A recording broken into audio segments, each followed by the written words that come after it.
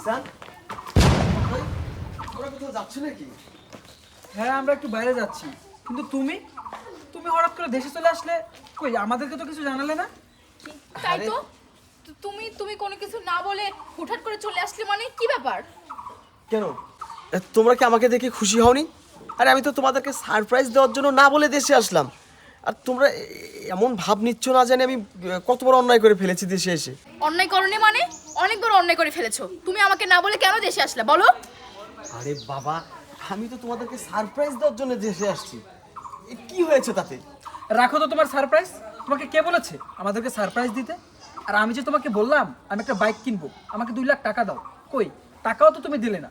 আর এখন দেশে চলে আসছো, এখন টাকাটা আমাকে কিভাবে দিবে? হ্যাঁ ঠিকই তো। আর আমি তোমাকে বলেছিলাম যে আমি একটা নতুন জমি কিনেছি, তার টাকা কে দিবে বলো? কে দিবে? আচ্ছা তোমরা কি একটু থামবা, আমাকে কিছু বলার সুযোগ দিবা? এই, তুই আমার কাছে একটা বাইক কিনে চাইছিস, আমি কি বলেছি তোকে দিব না? তুমি নতুন একটা জমি কিনেছো, আমি কি বলেছি তোমার টাকা দিব না? আমি মানুষটা আজকে দেশে আসলাম, কোথায় আমাকে নিয়ে তোমরা একটু আনন্দ করবা, উল্লাস করবা, খুশি হবা, তা না করে তোমরা আমি আমার মনে হচ্ছে আমার আশাটাই তোমাদের পছন্দ হচ্ছে না। হ্যাঁ হচ্ছে না। এটা যখন বুঝতে পেরেছো আসছো কি জন্য? না বলে আসছো কেন বলো? ভালো লাগে না, এমনি এমনি না বলে চলে এসেছি। আশ্চর্য ব্যাপার, আমার বাড়ি, আমার ঘর, আমার দেশ, আমার জায়গা, আমি আসবো, তোমাদের এখানে অড হওয়ার কি আছে? তোমার জায়গা মানে? এখানে তোমার কোনো জায়গাও নেই, তোমার কোনো ঘরও নেই। এখানে যা দেখতেছো সবকিছুই আমাদের।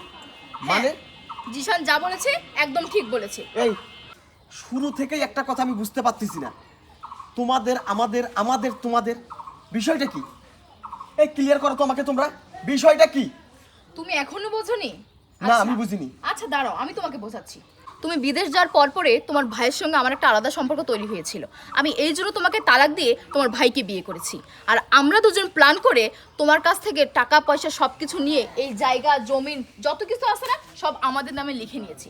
তাই তোমার এখানে আর কোনো অধিকার নেই, বুঝছো? তুমি এখান থেকে চলে যাও। হ্যাঁ, ভালোই ভালো এখান থেকে চলে যাও, তা না হলে তোমাকে ধাক্কা দিয়ে বাসা থেকে বের করে দিই। বাস বাস জিসান, বাস। তুই আমার ভাই, তুই আমার রক্তের ভাই, তুই আমার আপন ভাই। তুই ভাই হয়ে ভাইয়ের সাথে এত বড় বেইমানি করতে পারলি, এত বড় ধোঁকাবাজি করতে পারলি, এত বড় গাদ্দারিটা আমার সঙ্গে করতে পারলি?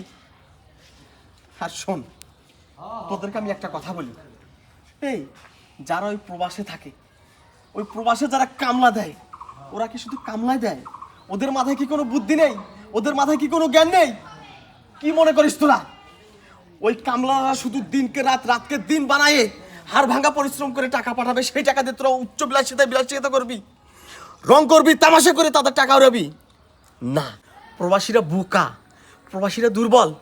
হ্যাঁ, এরা কিচ্ছু বোঝে না। প্রবাসীরা সব বোঝে, প্রবাসীরা সব জানে। তারা জেনে শুনেও, মুখ বুঝে সব কিছু সহ্য করেও এই পরিবারের মুখে হাসি ফোটানোর জন্য দিনের পর দিন, রাতের পর রাত নিজেকে বিক্রি করে টাকা ইনকাম করে তোদেরকে দেয়। আরে প্রবাস মাটিতে কত কষ্ট করে টাকা ইনকাম করতে হয় তোরা জানিস? তোরা জানবি কিভাবে? যাই হোক, ওই দিকের আমি না যাই। তোরা কি বললি আমাকে? আমি যে টাকা পাঠাইছি এই টাকা দিয়ে তোরা যে জায়গা কিনেছিস, জমি কিনেছিস, সব তোদের নামে দিয়েছিস। এখনো তো দলিল হয়নি, তাই না? আর দলিলটা হবেও না। কারণ কারণ কেন হবে না জানিস? জায়গা কিনেছিস তোরা সাজ্জাতের থেকে, জায়গা কিনেছিস মিলনের থেকে। হারুন আমাকে সব কিছু বলে দিয়েছে, আর আমিও হারুনকে বলে তোদের দলিলের ব্যাপারটা আজ না হয় কাল, কাল না হয় পরশু, এভাবে ধীরে ধীরে ধীরে ধীরে আমি আটকাই রাখছি। আমি সব কিছু জেনে দেশে আসছি।